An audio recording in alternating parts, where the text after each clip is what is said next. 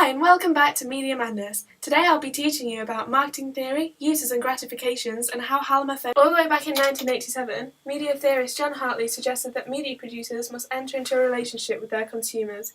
In context to Hallam FM, this means that they must engage with their listeners and ensure that they feel connected to the station and the presenters. In 1991, Yang said that producers should create invisible fictions or imaginary entities before creating a media product. With this in mind, we've created a dream audience profile of Big John at Breakfast to help you understand these theories in depth. Firstly, we thought about what type of people tune in to Big John at Breakfast. Using our knowledge and Bauer's listener profile, we discovered that mums are the number one listeners to the show, as 51% of female aged 25 to 45 have the largest demographic target age. We've created a mood board with all of the things an average listener of the breakfast show would stereotypically enjoy. Things like TV, soaps, Iceland, frozen foods, Michael Bublé and 50 Shades of Grey are of interest of these types of people. The average mum watches the soaps because they can relate to it, and it provides an alternative reality. This is a voyeuristic value of soaps. This simply means to take pleasure out of watching them. People enjoy the problems and issues in these programmes without it affecting their lives. Soaps are also a stimulus for social conversations. Iceland frozen foods have targeted mums via their advertising. The shop is notorious for its cheap, affordable food which benefits working class and underclass families. Michael Bublé is known amongst all older women as a sex symbol as they find him highly attractive and a ladies' man. Mums love the 50 Shades book series by E.L. James because, like voyeurism of soaps, this provides them with an intimate alternative reality. In 1987, Dennis McQuail did some research and suggested that there are 4 main reasons why people use media products. Number 1. Personal identity. This means to mould their own behaviour, style and personality around products they consume. Big John at Breakfast creates a personal identity for their listeners by advertising which shops their listeners should buy clothes at, which restaurants they should eat at, and even what music they should listen to. Number 2.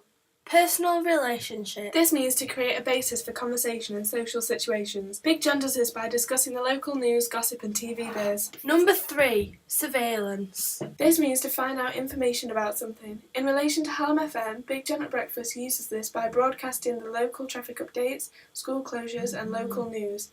It also announces the local events in the local area such as who's playing at the arena and whom each football team are playing at the weekend. Finally, number 4, escapism. This means to use media to get away from reality and to enjoy the entertainment. Big John at Breakfast gives their listeners escapism by having all different types of competitions where their audience can get involved. For example, Big John Pays Your Bills. This competition allows their listeners to ring in and win a chance for their bills to be paid up to the value of £250. It is sponsored by Robin Hood Airport, Doncaster, Sheffield. This competition is very thoughtful to their audience as they are aware of everyone may be struggling for the money following the expenses of Christmas and New Year.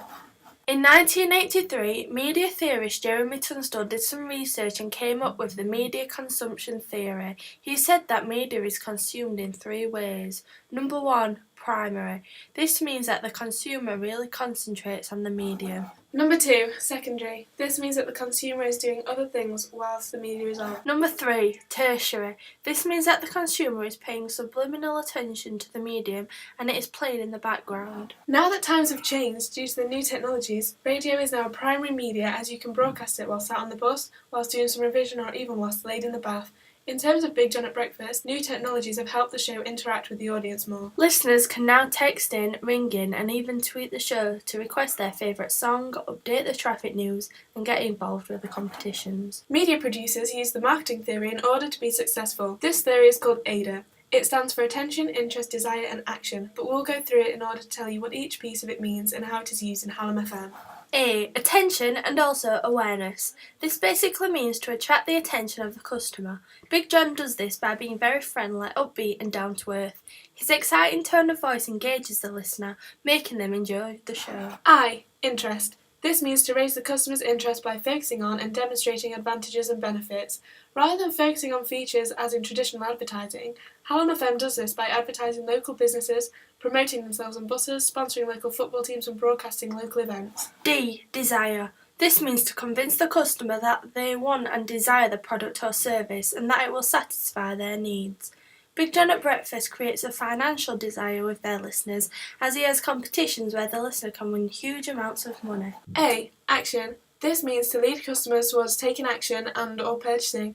Hallam FM does this by encouraging their listeners to get involved by requesting songs. Ada applies not only to adverts but also to Hallam FM as a whole via shows and the Bauer brand in order to connect with their audience efficiently. Thanks for listening from Media Madness. I hope you've learnt a lot and I'll see you next time.